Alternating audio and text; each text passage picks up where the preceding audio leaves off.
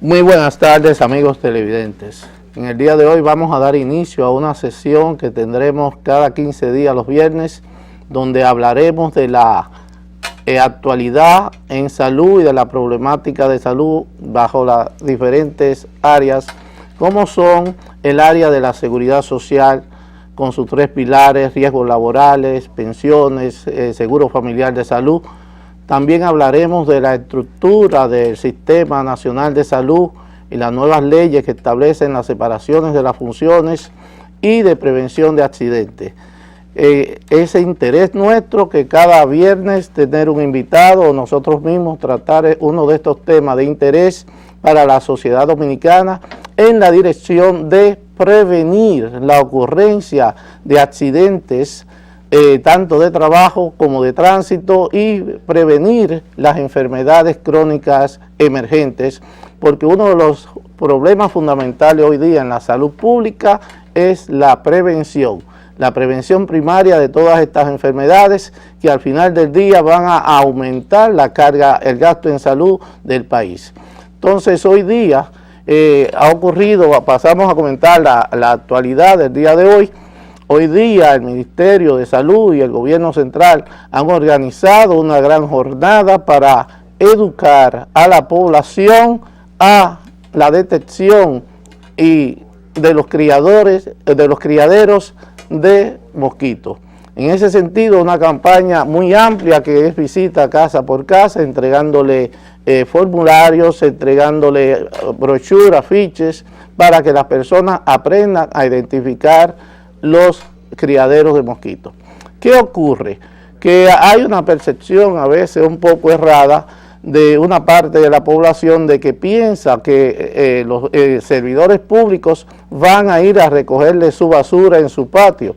El problema es que debemos tener la educación y saber cómo identificar esos criaderos para eliminarlos nosotros mismos, porque si nosotros, la ciudadanía, no asume su rol de ciudadano en el sentido de proteger su salud, entonces las acciones que pueda hacer cualquier autoridad no va a tener un resultado. Se necesita la participación de toda la comunidad en el control de los vectores. Las autoridades sanitarias pueden tener intervenciones puntuales de fumigación o aplicación de plaguicidas para controles en algunas áreas donde la población de mosquitos sea muy abundante, pero eso no puede hacerse de manera indiscriminada, porque lo fundamental hoy día en cuanto al control de los vectores, que son los mosquitos Aedes aegypti y Anopheles,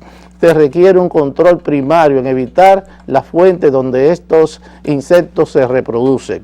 Y de esa manera todos podemos participar en esas tareas. Una de las motivaciones de esta campaña que se ha iniciado, que ya tiene su tercera actividad, su tercer operativo hoy día y que va a continuar durante todo el año, es combatir el mosquito Aedes aegypti. Porque combatiendo al mosquito y controlándolo vamos a lograr controlar el dengue,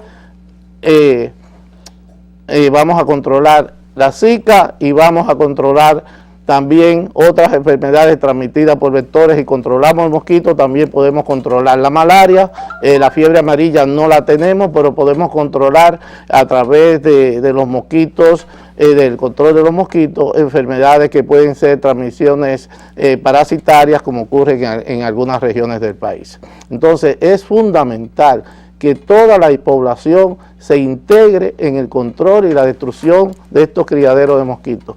Que nos quejamos un poco y queremos que vayan personas a recogernos nuestros criaderos, y lo que estamos haciendo es educar. Cuando usted vea una goma vieja en su patio, que vea un cascarón de huevo, que vea una lata, un tinaco que tiene varias semanas con agua y que no está cubierto ni está siendo tratado, esos son criaderos de mosquitos. Y tengan presente que un huevo de mosquito, cuando se deposita en los bordes de un recipiente de eso que pierde el contenido de agua, ese huevo puede durar hasta 100 días, hasta un año, sin sin agua, y cuando se le echa el agua, el huevo viene y reproduce y produce el mosquito. Entonces, esa es la tarea del día, de hoy día, del operativo del nivel central del gobierno, y que debe ser una tarea cotidiana de cada uno de los ciudadanos y de los hogares, y no contribuir lanzando las basuras y los desperdicios, los desechos a los patios, los rincones, y consiste en que debemos recogerla, colocarla fuera de nuestros hogares en los pueblos y áreas rurales, para que la autoridad competente, en este caso los municipios, recojan esos desechos y los depositen en el lugar debido. También hay muchos desechos, muchas cacharras que tenemos en los patios a veces, neveras viejas, estufas viejas, que también deben ser eliminadas, porque cuando hay una precipitación contienen agua y se convierten en generadores de mosquitos, así como algún tipo de planta también, como las bromelias y los maceteros que hay, que generan aguas claras que sirven para la reproducción del mosquito. Nosotros estuvimos recientemente en los cementerios, y en los cementerios se presenta un problema bastante serio en cuanto a los maceteros fijos que hay, y las flores y el agua que se deja, que son sitios donde se reproducen muchos mosquitos, y por eso en los cementerios aparece una gran cantidad de mosquitos. En otro orden, y conversando, nosotros en el día de hoy también vamos a comenzar a comentar acerca del operativo Semana Santa que ha anunciado el COE en el día de hoy. Vamos a conversar también un poco acerca de educación vial y los problemas de los accidentes de tránsito. Y el riesgo y el peligro, vamos a comentar porque en el día de hoy ha fallecido otra persona de los accidentados por el gas licuado de petróleo.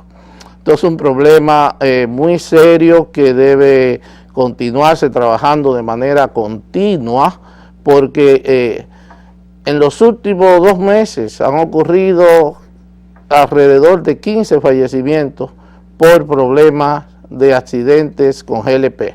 Recuerden que hace aproximadamente 45 días una familia completa que vino de los Estados Unidos estaba en una casa donde explotó un tanque de gas y murieron 4 personas.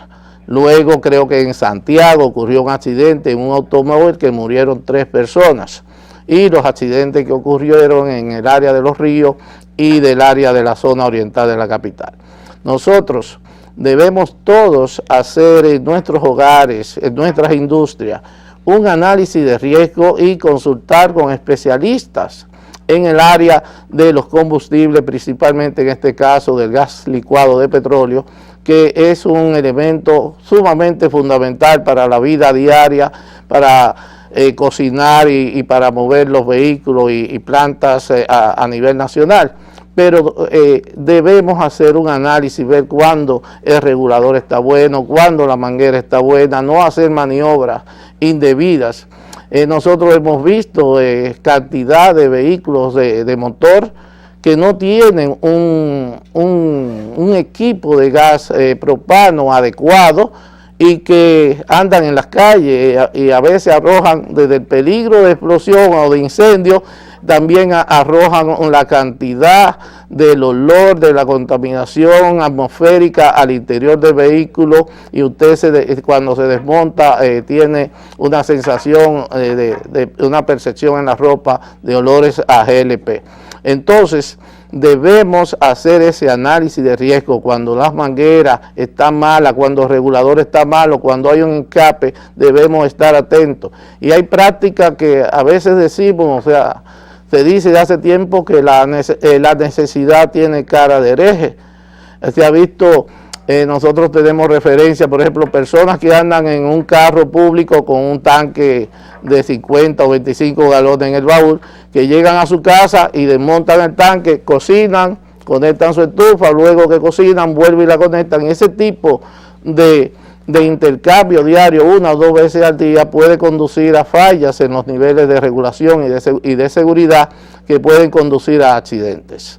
Entonces es sumamente importante que nosotros tengamos presente, porque vuelvo y repito, el principal responsable de su salud y de su seguridad física es usted mismo. Usted debe hacer un análisis de la situación de riesgo en que se encuentra en su hogar, en la calle, en su trabajo, para así prevenir la ocurrencia. Las autoridades regulatorias le dan a ustedes las normativas y las instrucciones para que usted se proteja. Y usted es la persona que debe tener conciencia que su salud y su seguridad y la de su familia es su responsabilidad.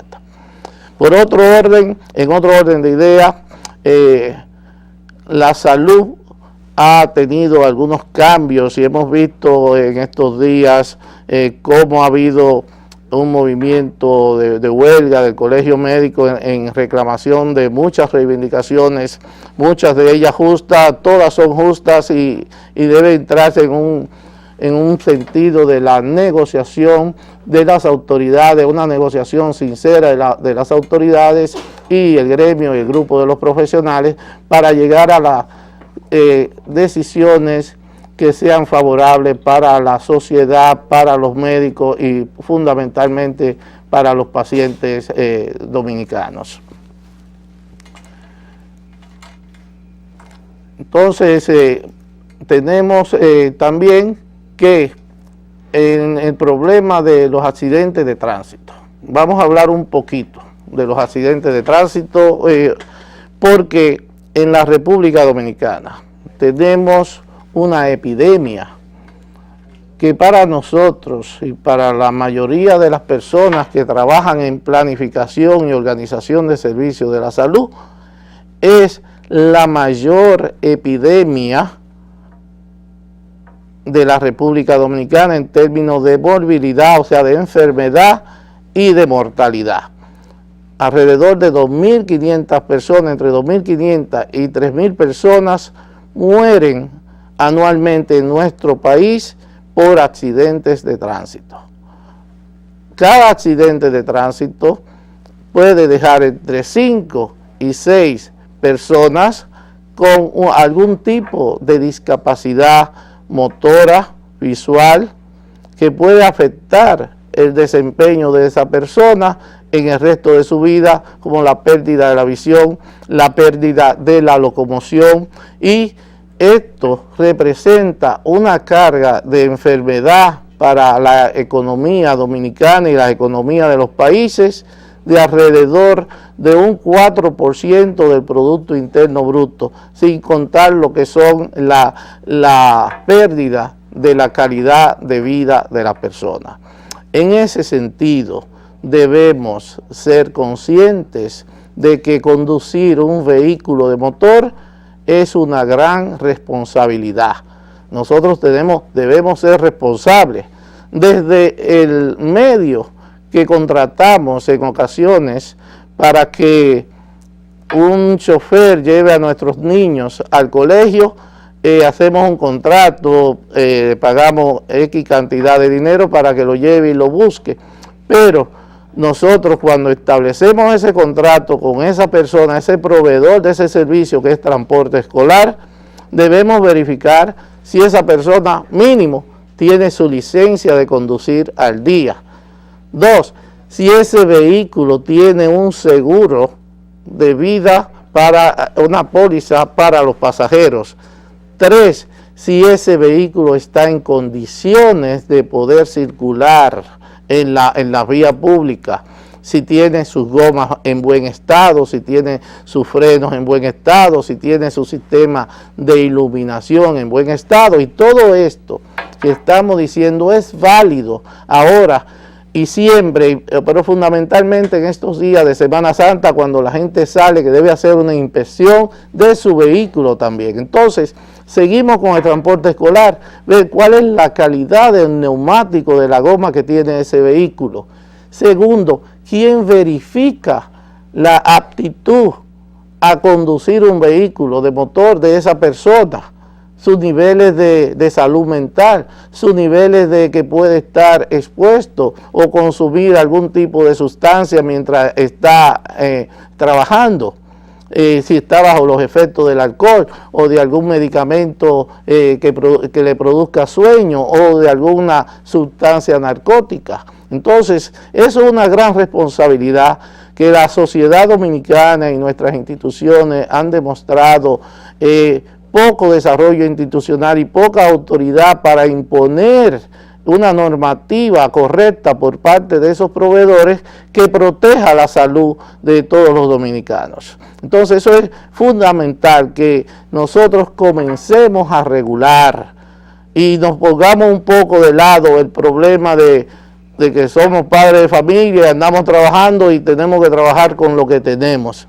Si eso que tenemos puede comprometer la seguridad de los usuarios de los medios de transporte, debemos intervenir de una manera directa. Podemos ejercer, si se quiere, nuestra ciudadanía, no montándonos en un vehículo que esté en un estado que comprometa la seguridad física de la persona, porque inclusive en el Código de Trabajo dice, por ejemplo, para los que están trabajando, que cuando hay una condición peligrosa, el trabajador tiene derecho a retirarse del lugar de trabajo si es peligroso. Pero nosotros podemos ejercer ese mismo de conducta en protección de nuestra integridad y nuestra salud física y mental cuando usamos un medio de transporte que no es adecuado. Podemos rechazarlo si observamos un conductor que asume una conducta extremadamente temeraria. Nosotros podemos decirle: hey, chofer, déjeme aquí en la esquina. Y entonces podemos prevenir, porque muchos de estos accidentes ocurren por la imprudencia y la conducción temeraria. Y no solo de los choferes de servicio público, de los choferes también de todos los conductores, todos nosotros.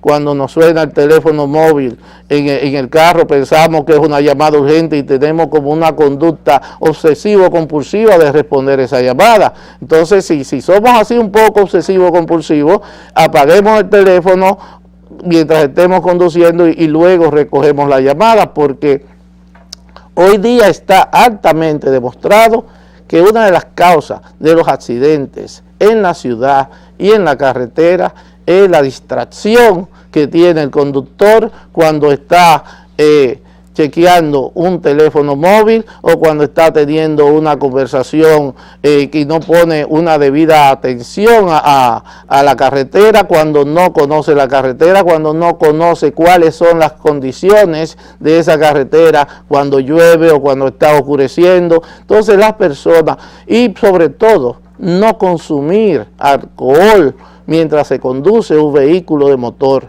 Buscar, o cuando se sale a una fiesta, vaya en taxi o contrate al conductor asignado. Eso existe desde hace más de 30 años en los países desarrollados donde hay un conductor asignado. La diferencia es que en nuestro país no hay un régimen de consecuencia para las personas que tienen un accidente bajo los efectos del alcohol u otra droga, y yo recuerdo en el pasado, generalmente todavía hoy día, no hay una toma de muestra, no hay un análisis de accidente de tránsito con una toma de con un análisis pericial y una determinación del área del accidente y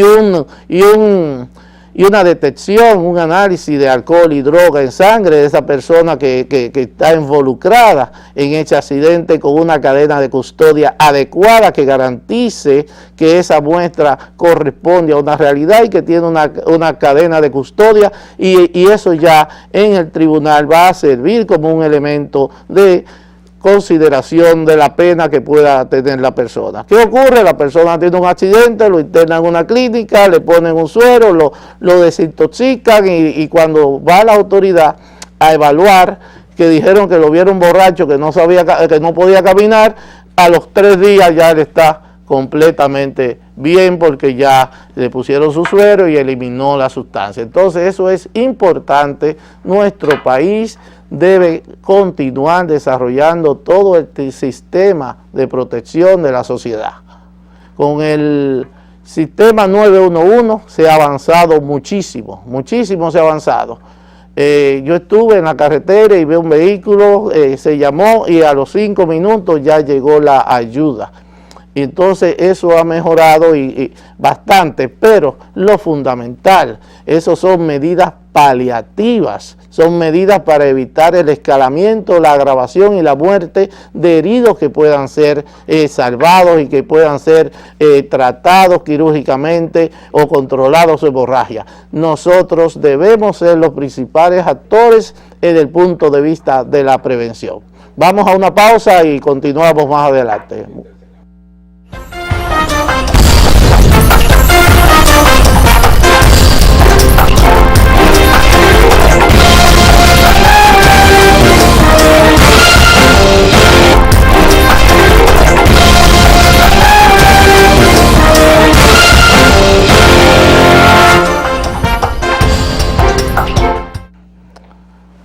Cuando ocurre un accidente de tránsito en la vía pública, nosotros debemos, para ayudar a esas personas, lo primero es hacer una llamada a la autoridad competente, si es en el área de la capital y el Gran Santo Domingo, al 911.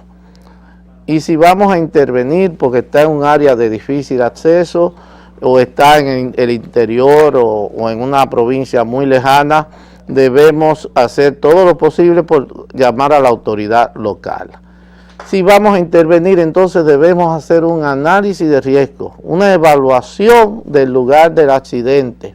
Muchos accidentes, muchas fatalidades han ocurrido cuando personas van a ayudar, principalmente en las carreteras dominicanas. Cuando hay un accidente, usted se apea de su vehículo y va corriendo a querer ayudar y puede ser atropellado y convertirse en una víctima mortal.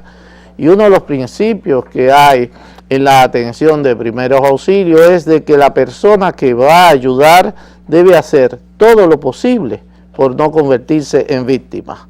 Y segundo, todo lo posible por no producirle a la víctima más daño que el que ya tiene. Entonces, que las intervenciones deben ser para favorecer a la víctima de ese accidente en la vía pública. Nosotros debemos, si tenemos las posibilidades de tratar de poner los conos o los triángulos para señalar la existencia de un accidente a los conductores que vienen. Tenemos un problema de la curiosidad humana que a veces es un poquito exagerada, yo diría que mucho, en el dominicano, de que cuando pasamos cerca de un accidente reducimos velocidad y queremos ver qué es lo que pasa, o nos parqueamos a la derecha y luego congestionamos el lugar, que dificulta el ingreso de la ayuda de emergencia que puede venir a través de los servicios 911 del Cuerpo de Bomberos o cualquier otro servicio de ambulancia. Entonces, debemos dejar las áreas despejadas. Si ya hay una ayuda que está señalizando y está controlando el flujo del tránsito, nosotros miramos y continuamos. Tenemos esa mala costumbre. Una vez estuve yo en la Avenida Las Américas, que un supuesto delincuente se había tirado al mar y escondido en una cueva, y en Las Américas estaba taponada de lado y lado, porque nosotros somos muy curiosos y eso, en el caso de los accidentes, no contribuye a que esa víctima pueda ser ayudada de una manera rápida y efectiva. Una vez que observamos un accidente, en el caso de que estemos solos de ese accidente, analizamos el lugar y llamamos a las autoridades competentes para intervenir. Si no sabemos qué vamos a hacer con esa víctima, no hacemos nada. Si tenemos alguna formación en los cursos de primeros auxilios y de manejo de emergencia, debemos intervenir. Y ahí quiero hacer un pequeño paréntesis. En nuestro país hay una serie de funcionarios y de empleados que deben tener por obligación, y en ese caso nosotros debemos legislar, ya que, por ejemplo, en los Estados Unidos, un maestro de básica, de primaria, no puede ejercer su función si no tiene un curso avalado por la Cruz Roja Americana del manejo de emergencias y del manejo de los problemas, de los accidentes que se presentan en niños, porque en la medida que esa persona interviene lo más rápido, mejor es el resultado cuando está capacitado y mejor es el pronóstico de la evolución del caso, porque los primeros auxilios por definición es para salvar vidas y evitar complicaciones. Entonces es fundamental en nuestro país hoy día, con la gran inversión que hay en el área de educación, debemos titular al 100% de los maestros dominicanos en el manejo de emergencia, de primeros auxilios en la escuela, para que así podamos mejorar la calidad de vida y de protección de nuestros estudiantes. Y esto es válido también para estos profesores universitarios y profesores de educación media y superior. Entonces, creo que en el marco del proyecto del 911 debe introducirse esa legislación, que no es una legislación, con una simple resolución del ministro de Educación se puede, y una colaboración con las un convenio de cooperación con instituciones como la Cruz Roja y otros proveedores que son certificados por la Cruz Roja Americana, puede el país comenzar a capacitar, a certificar a todos nuestros profesores en el curso básico de primeros auxilios. Esto es algo muy importante para mejorar la protección y la calidad de nuestros estudiantes. En otro orden, nosotros tenemos que un accidente puede ocurrir en cualquier lugar, porque un accidente no es más que la interrupción de una actividad de una manera brusca o súbita por una causa externa. Y los accidentes todos son prevenibles, se previenen mediante las medidas de análisis de riesgo, mediante el seguimiento de la normativa. Y aquí queremos volver al punto del operativo de la Semana Santa y de las vacaciones de Semana Santa.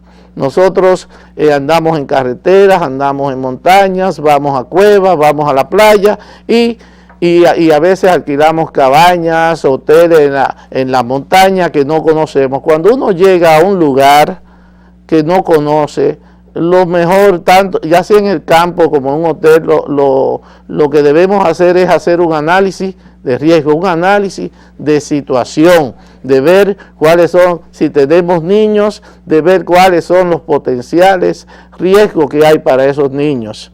Porque a veces llegamos a la playa, los muchachos llegan desesperados por bañarse y los soltamos y ellos se mandan corriendo al mar o al río sin nosotros haber hecho una evaluación de ese lugar desde el punto de vista de la seguridad, desde el punto de vista de la higiene, y entonces nuestros niños son vulnerables y por eso ocurren muchos accidentes y a veces fatalidades. Hay un punto importante y es que nosotros, ante una emergencia de una persona que se está ahogando, lamentablemente en la Semana Santa ocurren 4 o 5 ahogamientos de personas que están en la playa y muchas veces se acompaña de una persona ligada muy afectivamente a la víctima que se lanza al agua sin saber nadar y entonces ocurren 2 víctimas. Entonces, cuando se habla de socorro acuático, de primeros auxilios, nosotros tenemos que hacer, vuelvo y repito, evaluar la situación y evaluar nuestra integridad física que debe ser protegida de no convertirnos en víctimas. Y si no tenemos un curso, y eso es muy difícil, un curso de rescate acuático, nosotros si no lanzamos podemos terminar siendo una víctima. Vuelvo y repito, lo principal es la prevención, hacer el análisis de riesgo y si usted va a una playa que no conoce, debe examinarla, a ver cuáles son los peligros, las corrientes o los desechos que hay en la playa que puedan producir una herida cortante a un niño que pueda, en un pie que pueda ya amargarle sus vacaciones. También tenemos el caso de los alimentos. durante la Semana Santa nos desplazamos y a veces llevamos alimentos y no observamos de una manera correcta lo que es la seguridad y la calidad de los alimentos. Entonces, y ocurren muchas diarreas porque preparamos comida, la sometemos al sol principalmente. Yo le aconsejaría que eviten los emparedados o sándwiches con la mayonesa. La mayonesa es uno de los elementos que puede descomponerse más rápidamente a la luz del sol y causante de muchas enfermedades, de muchos episodios diarreicos que pueden afectar la calidad de nuestras vacaciones. También cuando nosotros vamos a comer por ejemplo en nuestro país, que hay muchas ventas callejeras, eso es un problema que debemos en las playas grandes como Boca Chica, Sosúa y en las playas de Palenque y Najayo se observan muchos puestos de venta que muchas veces no tienen agua de calidad y que preparan los alimentos ahí mismo y que no hay una garantía de que ese alimento le vaya a hacer bien. Entonces, a veces hay que tomar algunas decisiones para que el proveedor de esos alimentos haga un esfuerzo de tener una provisión de un alimento sano y seguro. Entonces usted tiene que optar por la decisión de no consumir alimentos en lugares que no garanticen un mínimo de higiene. Y estoy aquí conversando de un gran problema en la República Dominicana, donde hay más de 1.100.000, 1.200.000 puestos de venta callejera que no reúnen condiciones. Entonces, eso es un problema muy serio para la salud pública en nuestro país y que volvemos a caer en el punto de los padres de familia, de que hay que dejarlo que hagan su trabajo y que están afectando nuestra salud y que muchas veces hay contaminantes biológicos que tienen una expresión como virus, bacterias, una expresión rápida en términos de 4, 6, 8, 10 horas, una expresión en un cuadro gastrointestinal, pero también hay otro tipo de microorganismos que tienen una expresión a más largo plazo y eso afecta en un futuro con un parasitismo o una enfermedad por una bacteria que puede incubarse a un más largo periodo. También hay un problema desde el punto de vista de los contaminantes químicos que pueden estar en esos alimentos. Y eso pueden tener una expresión a mediano y largo plazo. Esto es algo muy importante. Y ahora que converso de contaminantes químicos, debo conversar un poquito acerca de las botellas de agua. Las botellas de agua son desechables. Usted la consume y la elimina. Cuando usted tiene una botella de agua que la está consumiendo y la pone en su vehículo en un lugar donde le da el sol y se calienta, se liberan sustancias de ese plástico que al cabo del tiempo pueden producirle una alteración a nivel del aparato gastrointestinal. Lo mismo que los plásticos cuando se ponen a congelar. A veces hay personas que tienen una misma botellita, la llenan de agua, la congelan, la ponen al freezer, le da el sol y se dan dos procesos en el plástico de liberación de nitrosamina, sustancias que pueden ser cancerígenas, o de dioxina, por el otro lado, sustancias que también son cancerígenas y pueden producir a mediano y largo plazo una enfermedad grave como el cáncer, que lamentablemente nos vamos a poner la mano en la cabeza y vamos a decir, ¿de dónde vino este problema?